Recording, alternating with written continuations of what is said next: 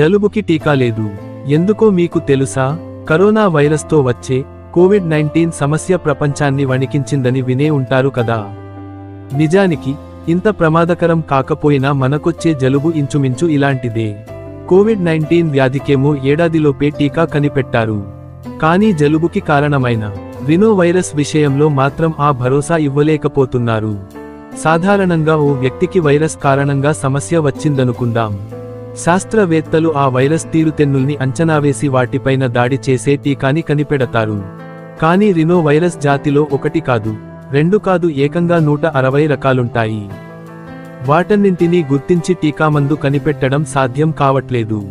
అయినా సరే 75 ఏళ్లుగా పరిశోధనలు చేస్తూనే ఉన్నారు. అయినా జలుబు చేస్తే 2 రోజులు సెలవు పెట్టి రెస్ట్ తీసుకుంటే పోతుంది. దానికెందుకు ఇంత కష్టపడటం అనుకుంటున్నారు కదా.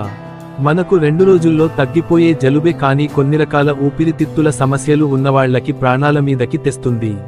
అలాంటి వాళ్ల కోసమైనా జలుబుకి టీకా కనిపెడతామంటున్నారు పరిశోధకులు.